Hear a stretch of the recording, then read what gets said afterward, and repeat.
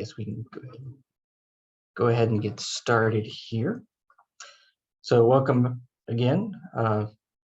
If you've been attending this series, welcome back. And if this is your first time, welcome to the Fall Technical Conference 2021 webinar series.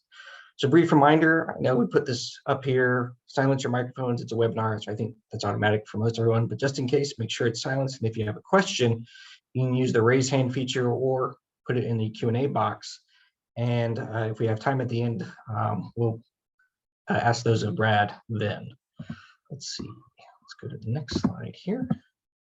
So quick little spiel about the Fall Technical Conference. It's an annual conference sponsored by the American Society for Quality, specifically the Chemical and Processes Industries and Statistics divisions. And that's joint with the American Statistical Association, specifically the section on physical engineering sciences and quality and productivity. And the goal of the conference is to engage researchers and practitioners in a dialogue that will lead to more effective use of statistics to improve quality and foster innovation. If you want to learn more, there's the main website. And this past year, so we're doing this webinar because this year we had to postpone again. But next year, we're hoping for in-person. So save the dates. It'll be October 12th through the 14th in Park City, Utah. So we hope to see you there. The call for papers is already out. The deadline is end of February next year. So be sure to submit those abstracts in. You can go to this link here. There's also be a direct link on the main page of the website. So be sure to click that and submit your abstract by the deadline. We have a variety of topics we're accepting on. And there's also a nice bonus if you're going to give a talk. And here's a remainder of the series schedule. So just as a reminder, we've postponed John's talk to this upcoming Friday at 1 p.m. And it's a bit of a typo, but Tony's talk is actually going to be the following Wednesday at 1 p.m. So be sure to not miss those. And again, you can find the updated schedule there on the website, as well as more details and abstracts on the talk. So without further ado, let's get into today's talk. So today we'll be hearing from the 2021 William G. Hunter Award winner. So this award was created to encourage and promote outstanding accomplishments during a career in a broad field of applied statistics and to recognize implementers who get results. It was named in honor of the ASQ Statistics Division's founding chairman, William G. Hunter, and it recognizes a person or persons whose actions most closely mirror Bill Hunter's strengths as a communicator, a consultant, an educator, innovator, an integrator of statistics with other disciplines, and an implementer. And of course, this year's winner is our very own Dr. Bradley Jones. So with that, I'll stop sharing here, and I want to give a brief intro to Brad.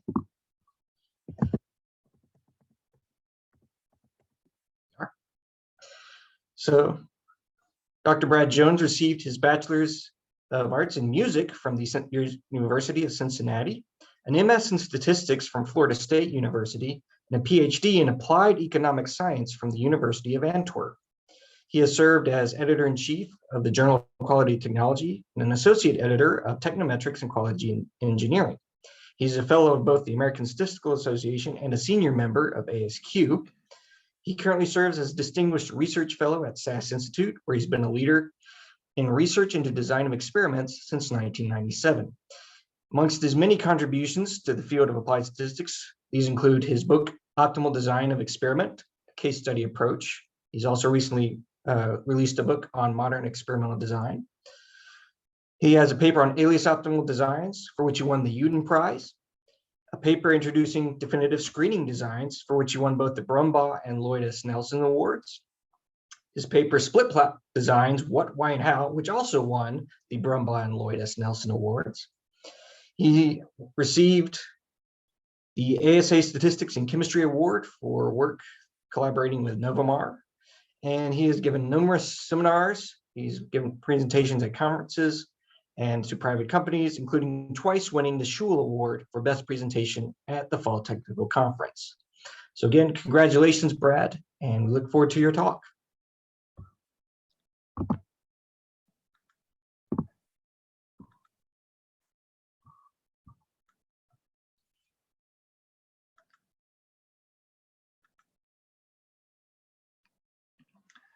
Are you seeing my screen, Caleb? Yes, I do. Great. So it's a real honor, and I'm very grateful to have gotten the William G. Hunter Award. I was actually surprised when I found out about the award because I had forgotten that I'd been nominated. So it was a doubly pleasurable. Today, I want to talk about the joy of collaboration. This is not going to be a math talk. This will be about the people that I've worked with over the years who've really improved my work and has made my life as a researcher in statistics actually joyful. So why did I choose this topic? Well, the first reason is that Bill Hunter was a great collaborator himself. And second one is that not all my, but almost all my publications are with other people. And so I think that two heads are better than one, and sometimes three or four heads are even better than that. What you see here is a picture of Stu Hunter on the left, Bill Hunter in the middle, and George Box. They're at the Gordon Research Conference, which on Thursday night always had a talent show, and talent was sometimes in quotes, but anyway, these three guys were good at singing and usually very funny ditties, and indeed. So, and they wrote the first DOE book that I read cover to cover, the Box Hunter and Hunter version of 1978. And actually, this is on the inside cover of my copy of that book, which is pretty well worn. But I had met George Box at a JSM in Seattle, and right before we both went to dinner with different groups of people, I told him how much I appreciated him, and said that I'd read his book completely, and said I wish that I had brought it with me because I would have asked him for his autograph. And he said, well, if you send me the book with a self-addressed stamped envelope for return, I'll sign your book and send it back to you. So I did that, and that's the top signature there.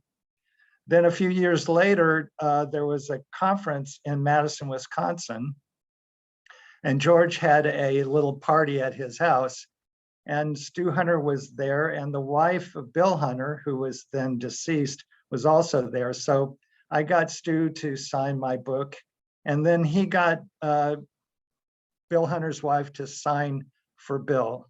So this is my copy of my book, Box Hunter and Hunter. And I owe them all a lot because that was my first real exposure to design of experiments. So my agenda here is to introduce my many collaborators and to give them a lot of credit for enhancing my work and life. And you know, I did get this award and I'm very honored by it, but in fact, these collaborators of mine deserve to be honored as well. So the first person I want to talk about is Chris Nachtsheim. We met early in the 1980s, and we have worked together for well over 30 years. He and I are really close, both academically and personally.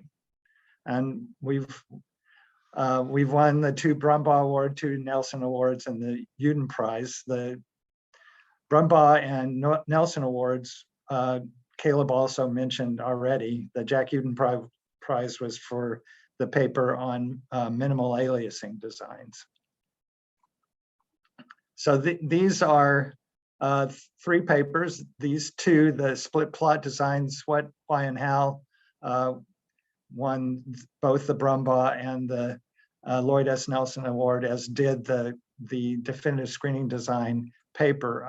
I'd like to point out, though, that we did not call these designs definitive screening designs. Dennis Lin and his collaborators wrote a paper a year later, and they were the ones who coined the word definitive screening designs. So if you think that Chris and I were being, kind of arrogant, we didn't actually name them definitive screening designs. And then the sufficient designs with minimal aliasing was the one that got the Uden Prize. But that we didn't stop there. There are 12 more joint papers that we've done. And it happens that all of our papers, the authored lists are in alphabetical order. So the fact that my name is first and his name is second only means that J comes before N in the alphabet. So Chris also has a student, Anna Errore, who has also written a couple of papers with Chris and William Lee and I. And so she deserves special mention here. And I believe she's also a participant on this talk. So I saw her in the list of participants anyway. Next, I'd like to talk about Peter Goos. I learned that very early on that his name wasn't Goos. In Dutch, double O is pronounced O, not U. So that's, if you wanted the U sound, it's OE. Anyway, I met Peter after he gave a talk at the Baltimore JSM in 1999. And he gave a talk on his research that led to his PhD thesis, which was on split plot design, an optimal approach to doing split plot designs. And Dicken Bancroft and I both went up to him after his talk and told him how much we liked the talk and that what he was doing was really important and that he should keep on working even if he didn't have a PhD quite yet. I think we probably looked kind of strange to him because he did say that to other people, that two weird guys came up to him after his talk. Anyway, together we won the Ziegel Prize for the book we wrote on optimal designs, a case study approach, and 2 Schul Awards in the Fall Technical Conference. Schul Awards are a specialty of Peter. He has well more than 2 Schul Awards now, but 2 of them I'm grateful that we got together. This is our book. It was written 10 years ago, or came out 10 years ago, so it's really well due for a second edition, which we're working on as we speak. So the first paper that Peter and I wrote together was an algorithm for generating d-optimal split plot designs that came out of my reading of his book that he wrote for Springer. That was basically his PhD dissertation turned into a book. And then later, he and I also wrote a paper that generalized the first paper to split plot experiments as well. And then more recently, Peter and Utami Saifridi and I wrote a paper on the I-optimal design of mixture experiments, which it's either my first or second of only 2 JASA papers. But then Peter and I have also been busy. We've done 16 other joint papers besides these, in addition to these 3. Peter has had a number of students. Rosalinda Kessels was a student who was very interested in marketing experiments. And we have Rosalinda and Peter and I, and also Peter's thesis advisor, also have 7 papers in addition.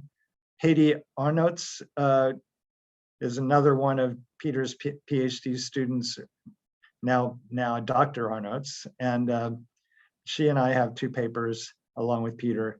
And then I already mentioned Utami, 1 paper, but it was a JASA paper, a biggie.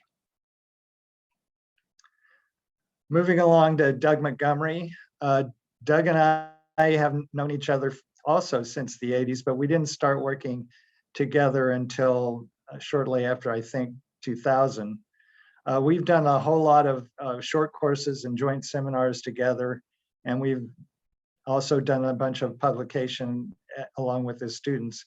The picture on the right there is us standing in front of a California winery in Napa Valley, and that frog in the background is holding up a glass of champagne from that winery. And then Doug and I also just recently published this book on design of experiments. That's a new approach to design experiment textbooks, in that we introduce all of the designed experiments that you would see in a normal textbook on DOE, except that we introduce all those designs as having optimality criteria. And so the organizing principle is optimality rather than orthogonality or some other criterion.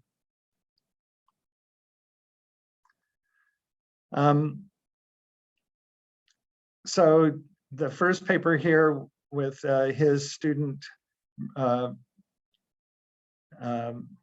Rodriguez,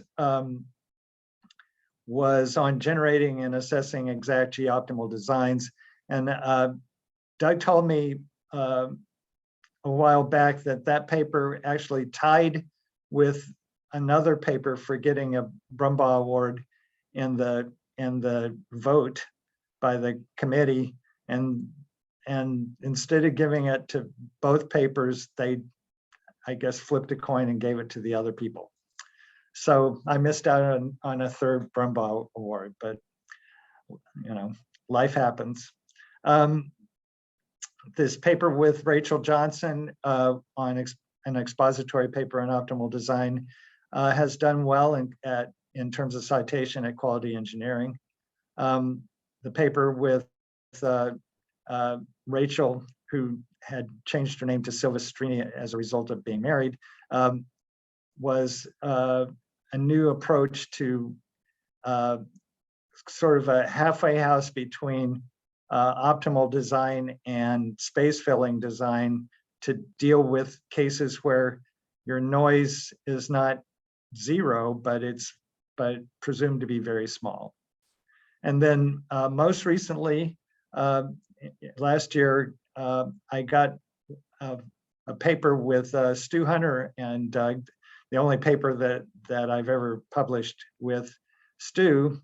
I had to talk him into to accepting authorship because this idea of replicating some runs in a definitive screening design was actually his idea. So I'm very pleased to have at least one paper with Stu Hunter. And then there are 14 other papers other than these 4 that Doug and I have done jointly.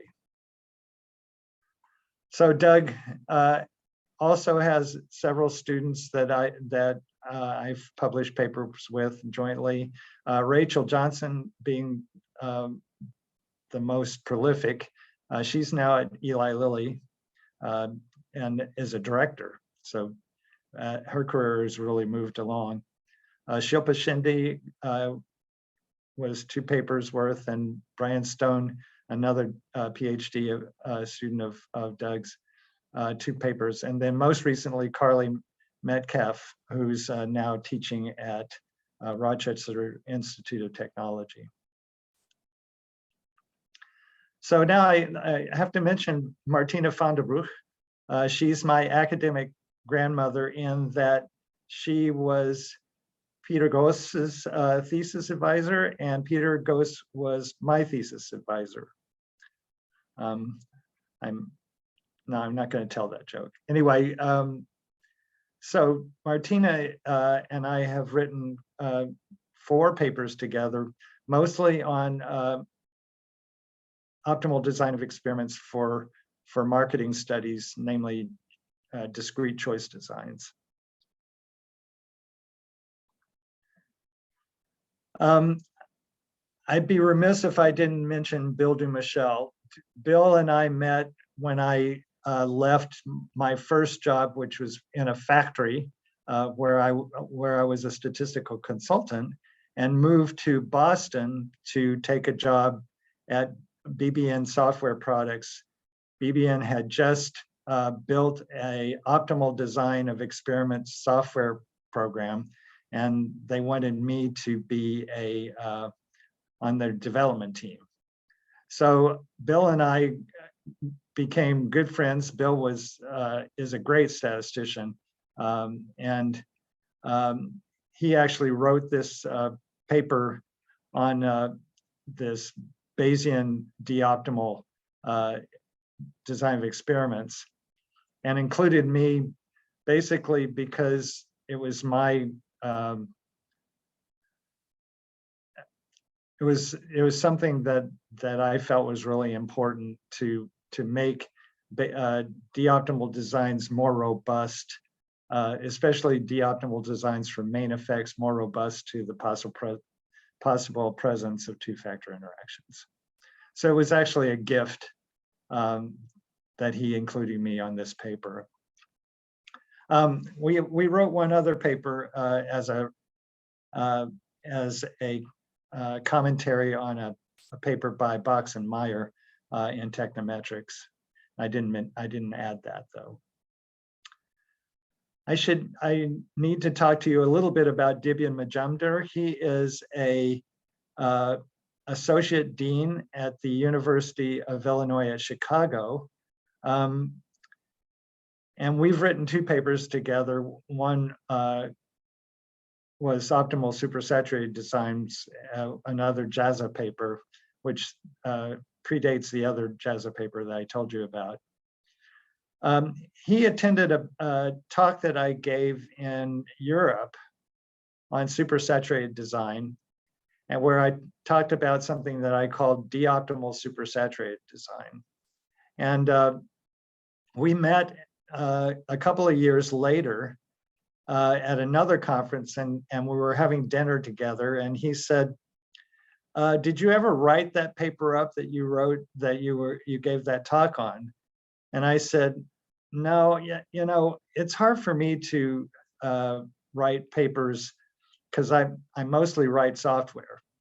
And I said, why don't you and I write it together? And he said, well, but you've already done all the work. But in fact, when the paper finally came out, he had done amazing stuff in addition to what I had originally envisioned. And that paper is really really amazing, but mostly due to Dibyen.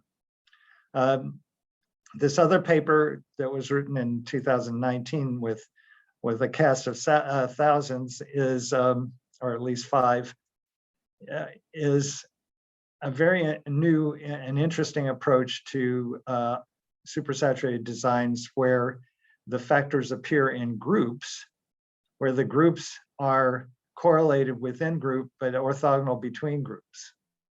And I think that might lower the barrier to entry of supersaturated designs in industry. I do know that there are companies who use supersaturated designs and use them regularly, but they view that as a way to corner their market, and so they're not telling. I say that to encourage people to think more about the possibility of using supersaturated designs. David Steinberg, I can't say enough about what a wonderful person this is. He had a sabbatical in the RDU area.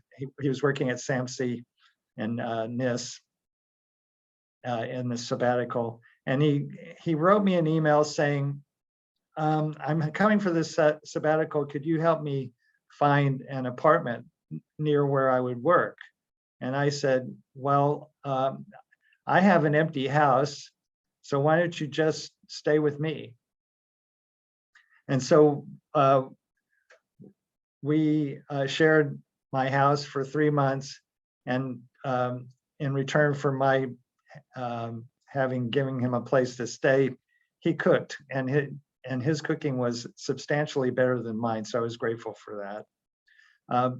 But he's also brilliant, and he was the one who made this bridge design paper actually work. We were having terrible trouble getting reviewers to accept our paper, and by adding him and getting him to help with both the organization and adding some theory to the paper, got it over the finish line. But while we were working together, or while he was staying with me, he also helped with getting this design of experiments for optimal designs for nonlinear settings, which was written with Chris Gottwald, who's a colleague of mine at JUMP, and David then was very helpful in making that publishable at Technometrics. So I'm grateful to him. Let me move on to Ryan Lekivetz, who's a current colleague of mine at JUMP. I met Ryan several times at various design of experiments conferences, and we talked. And then when I got permission to hire an extra person, I ended up interviewing Ryan, and everybody at JUMP loved him. So we hired him, and that was one of my very best hiring decisions ever. And has led to a number of papers together that we've done. This King C in the first paper here is Caleb King, who was the moderator of this session. So Ryan is actually, he's a better programmer than I am, and he also knows a lot more about combinatorial design than I do. So he's been very helpful in helping integrate notions of combinatorial designs into the software in JUMP. This is my team at JUMP. Ryan, I've already talked about. Joseph Morgan is an expert in a kind of design that's often used for software quality control called covering arrays. I think he would not presume to say this, but I can say it. I think he's the world's class expert in this area. And then Caleb King, who joined a few years ago. And because of them, JUMP now has 12 patents issued for innovations in software for design of experiments. And they're on the wall behind me, but they're all due to these three guys. So I shouldn't forget a bunch of other people that I've written papers with. Christine Anderson Cook, who talked a couple of weeks ago and who also mentioned collaborators, has recently retired from Los Alamos National Lab. We wrote a paper together with Connie Borer on graphics for looking at designs. Dennis Lin and I have written a paper with Chris Nachtsheim on Bayesian de-optimal supersaturated design. And William Lee is also a colleague of both Chris Nachtsheim and myself. And we've had a couple of joint papers together. Greg People at Pacific Northwest National Lab is a super expert in mixture designs, and we've had a couple of of papers together on mixture experiments. Errore is another combinatorial design expert, and it's always been a pleasure to work with him. And he helps me with my Dutch anyway. Mark Johnson is a former member of the Los Alamos crew and has moved to the University of Central Florida. We wrote a paper on other orthogonal designs other than the regular fractional factorial designs, and he points out, along with me in this paper, that you can create these designs using design generators that are similar to the regular fractional factorial designs, but instead of pure confounding, you create a new column by summing several columns and taking half of it or something like that. And that happens in that paper. Very interesting approach. I mentioned Chris Gottwald, the paper on nonlinear design. Calliope Milona was a colleague of Peter Goos's, and she's now at King's College in London. We wrote a paper on including the ability to estimate the error variance in to the optimality criterion for split plot designs. Catherine Allen Moyer is now at Eli Lilly. She was a student of John Stallrich at North Carolina State, and we have a paper on A-optimal designs. John Saul and I have written a couple of papers together, and John Saul's my boss, so he's the one who made it possible for all of the innovations in the JMP design framework to happen. And then Maria Lanzarath is a manager of a statistics team at W.L. Gore, and she and I recently wrote a paper on an interesting case study application of definitive screen designs, where certain responses are only the result of the variation of a few factors. So you can use the definitive screen design as a response surface design to analyze those factors. Really interesting. So I shared this talk with my team at JMP, and one of the suggestions was, well, you're talking about all your collaborators, but why don't you say something on how to find collaborators? So all of these things below are from personal experience. There are probably a lot of other ways that you can find collaborators, but these are things that I know have worked. I go to a lot of conferences, and I talk to people there. I make friends with them, and when we start talking shop, sometimes things come up that end up turning into papers, and that's a wonderful way to make that happen. This congratulatory email things.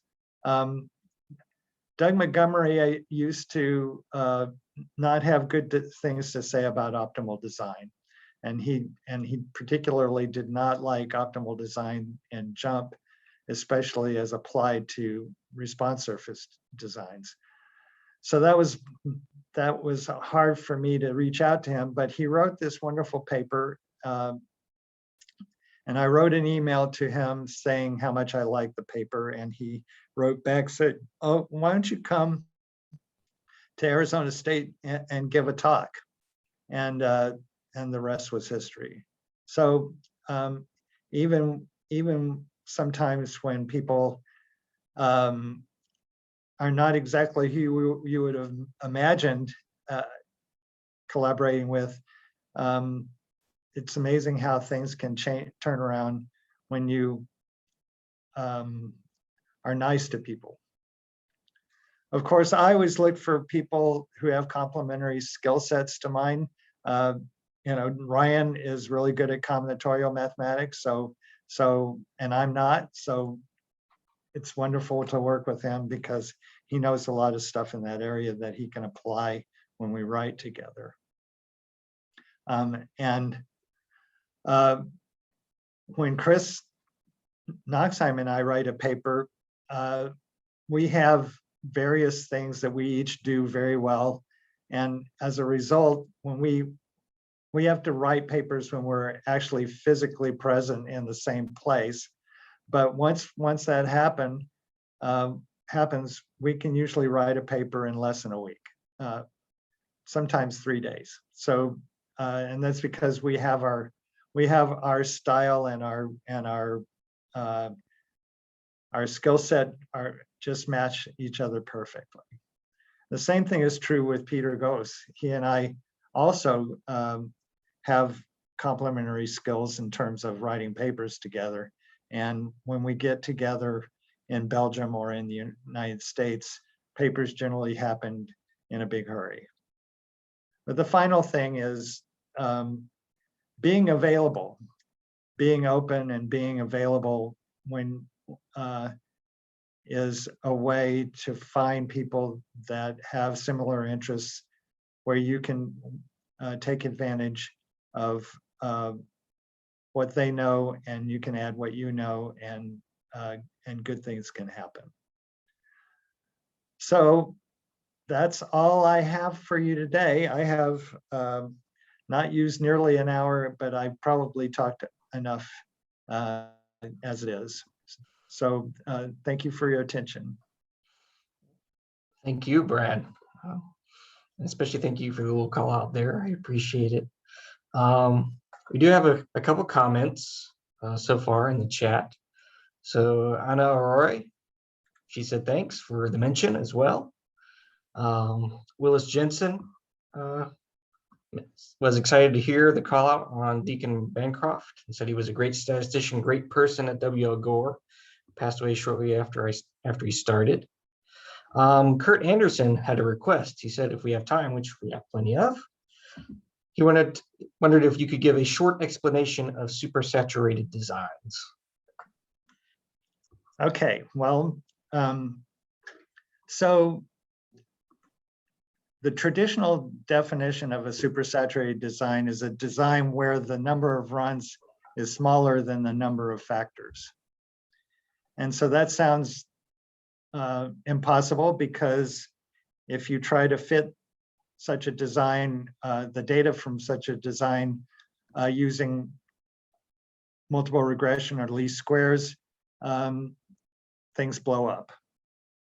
But in the case where only a few of the many factors in a screening design are important, and which is a case which often happens, if only a few factors are active, then using stepwise regression can often find the vital few factors that affect the response the most. It's kind of like the 80-20 rule or the Pareto principle, that supersaturated designs allow you to find the really big hitters in among a larger group of factors. Now, when might this be useful? Well, if you've participated in a brainstorming exercise before a design experiment, and everybody writes stickies about what factor they think might be important, you put them all on the wall, and pretty soon you have 2 dozen or 3 dozen factors. Then everybody throws up their hands and says, well, we can't handle that because we can't afford that many runs. And so magically, the 3 dozen factors turns into 8 factors or 6 factors. And I've always felt like, well, how do you know in absence of data that those 6 factors are really the important ones? And could you have thrown out the baby with the bathwater? So supersaturated designs are a way of handling a very large number of factors with a smaller number of runs. I might also mention, though, that when you're thinking about a designed experiment, you're often thinking about main effects, but two-factor interactions, as everybody knows, are often active, and there are very much larger number of two-factor interactions than main effects, especially as the number of factors goes up, the number of two-factor interactions goes up as a square of the number of factors. So you can imagine a slight extension of the definition of supersaturated designs as a design where the number of runs is smaller than the number of potential effects that you might consider. For instance, if you have 6 factors, there are 15 two-factor interactions and one intercept term, that's 22 runs. But suppose you can't do 22 runs, then what you have is a supersaturated model. You're not going to be able to fit all of the two-factor interactions, but you should be able to fit several of them, and if they're big. So that's the idea behind supersaturated design. I hope I didn't use too much time. No, it was perfect. Thank you, Brad. So far, no other questions yet. We did have one other comment from Greg People. He said, thanks again for mentioning me and enjoyed working with you. And just wanted to give you a heads up that he retired from PNNL a little over a year ago. So thanks there as well. Happy retirement, Greg. Yeah. And let's see. So there's no other questions yet. I did kind of have a follow-up question. So now on this slide, you talked about finding collaborators. Do you have any tips on kind of working with collaborators, especially a lot of your collaborators are in long distance kind of relationships there? Do you have any tips on kind of working on papers with collaborators who are such long distance, if you will? Okay, well, that's a good question. Thank you, Caleb. Yeah, pretty much all my collaborators except you and Ryan are long distance. With you and Ryan, I can just walk across the hall, so that's very nice. But with people who live in Belgium, like Peter, or in Minnesota, like Chris, it's harder to do that. And in both cases, you have to have time together to write the paper. I've never been able to successfully write a paper with either Chris or Peter without actually spending some time with them together. But there are things that you can do in advance.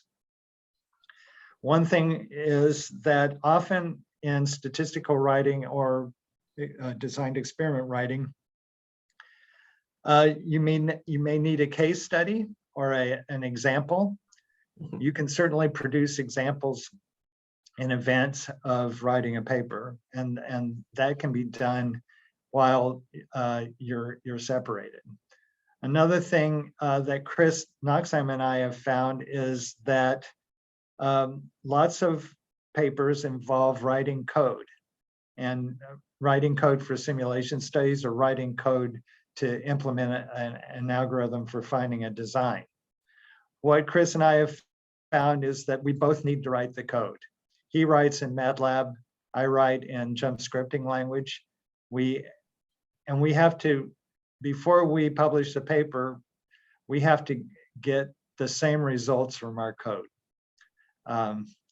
to within random error.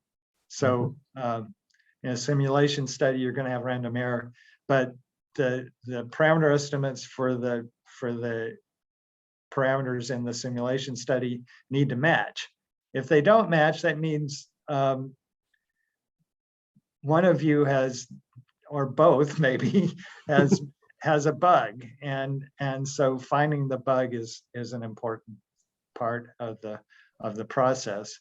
And I think that doing that independently, and especially in 2 different programming languages, is a good way of avoiding embarrassment when you're submitting a paper, or even worse, after it's already published and somebody points out, gee, this doesn't work.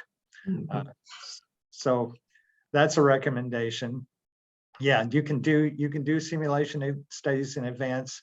You can write the code that implements the procedures in advance, and then you can get together to bang out the text.